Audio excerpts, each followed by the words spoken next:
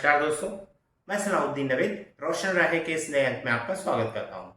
दोस्तों, आज मैं एक छोटी सी बात आपके संज्ञान में लाना चाहता हूं, यानी कि आपके ध्यान में लाना चाहता हूं, और वो चीज़ है बच्चे का खान पान। दोस्तों, हम लोग जानते हैं कि हमारे बच्चे को अगर कोई डेवलपमेंटल इशू है, कोई प्रॉब्लम है, तो उसको बहुत सारी दिक्कतें होती हैं। और उन दिक्कतों में कई दिक्कतें ऐसी होती हैं जो हम मैनेज कर सकते थे, लेकिन शायद मालूम नहीं था, इस वजह से हम मैनेज नहीं कर पाए और अब वो समस्या को बढ़ा रही हैं। दोस्तों, खान पान एक ऐसी ही समस्या है। इसमें सबसे बड़ी चीज़ जो है वो ये है कि बच्चा अपने किसी सेंसरी इशू की वजह से या किसी भी वजह से एक पर्टिकुलर तरह का खान पान करता है और वो शुरू से ऐसा करता है। हम यहाँ ये गलती करते हैं कि बच्चा जैसा चाहता है हम उसे वैसा और वही खाना प्रोवाइड करते रहते हैं। हम उसमें फेरबदल की अगर छोटी मोटी कोशिश करते भी हैं तो बच्चे द्वारा नकार दिए जाने पर, रिजेक्ट कर दिए जाने पर हम वापस उसी ट्रैक पर आ जाते हैं जो बच्चा चाहता है।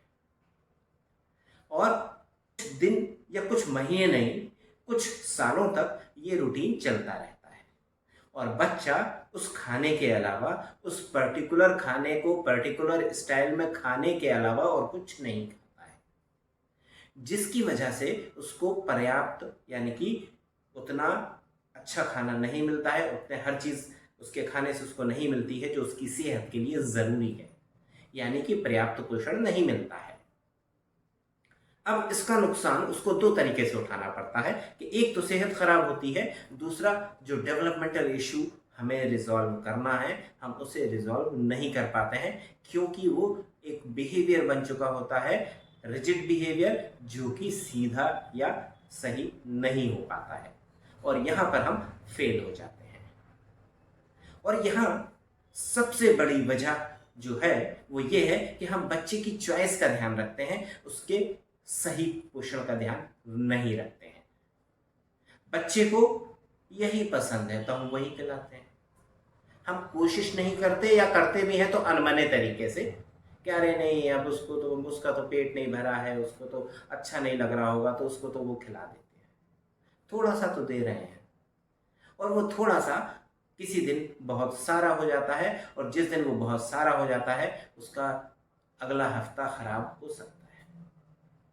तो यहाँ पर ये एक बहुत बड़ी समस्या है खान पान की।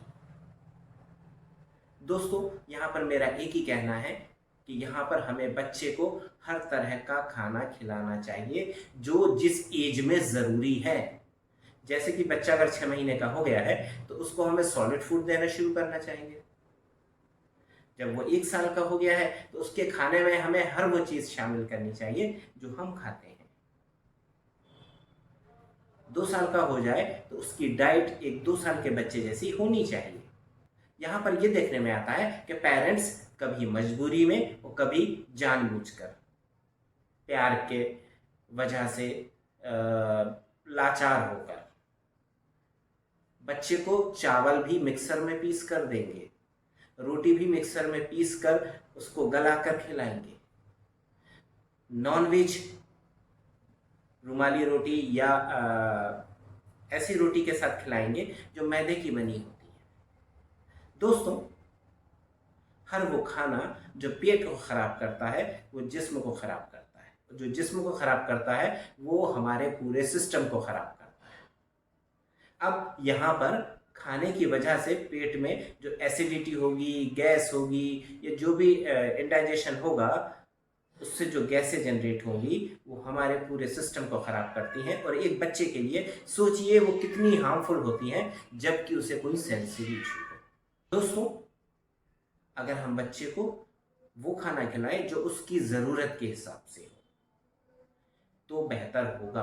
और हर बच्चे की ज़रूरत अलग हो सकती है, हर बच्चे की रिक्वायरमेंट अलग हो सकती है। किस बच्चे को क्या देना चाहिए, कितना देना चाहिए, कैसे देना चाहिए, इसमें 2-3 लोग आपकी मदद कर सकते हैं। पहला होता है डाइटिशियन, यानी कि पोषण आहार विशेषज्ञ, जो कि आपको बता सकता है कि इसको किस तरह का खाना देना चाहिए। अगर बच्चा हाइपर एक्टिव है तो उसको ग्लूटेन फ्री डाइट प्रोवाइड करने की कोशिश करनी चाहिए।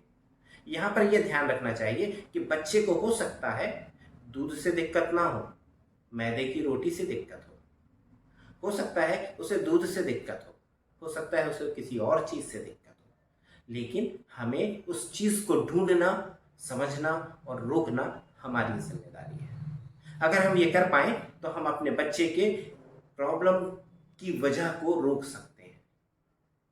कई बार बच्चे में यही सारी वजह होती हैं जो उसके पूरे सिस्टम को ब्लॉक कर देती हैं, उसके सीखने को ब्लॉक कर देती हैं, उसके समझने को ब्लॉक कर देती हैं, उसके परफॉर्मेंस को ब्लॉक कर देती हैं, और किसी भी कंडीशन में नुकसान बच्चे का और हमारा ही होता है।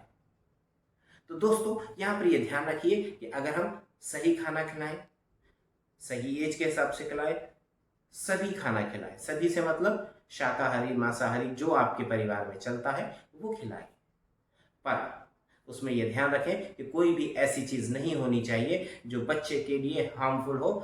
फिर बच्चे को चाहे वो कितनी भी पसंद हो, हमें नहीं देना चाहिए। दोस्तों, यहाँ पर ये बहुत इंपॉर्टेंट चीज है और जिसे अक्सर पेरेंट्स प्यार की वजह से देते रहते हैं और अपने पैरों पर कुल्हाड़ी मारते रहते हैं। दोस्तों, ये एक ऐसी वजह है जिसे हम रोक सकते हैं, कंट्रोल कर सकते हैं, बदल सकते हैं और रास्ता आसान कर सकते हैं। दोस्तों, यहाँ किस बच्चे को किस तरह का आहार देना चाहिए, यानी कि किसको किस तरह का खाना देना चाहिए, ये एक बहुत बहुत इम्पॉर्टेंट चीज़ है। दोस्तों, उम्मीद है आप इस बारे में सोचेंगे, समझेंगे और फ़ायदा उठाएंगे। अगर आपने अभी तक हमारा चैनल सब्सक्राइब नहीं किया है तो कृपया सब्सक्राइब करें, लाइक करें, शेयर करें ताकि हम हर उस फैमिली तक पहुंच सकें जिसको हमारी ज़रूरत हो सकती है। आप देखते रहिए रोशन राहें। मुझे दीजिए इजाज़त। नमस्कार, जय हिंद।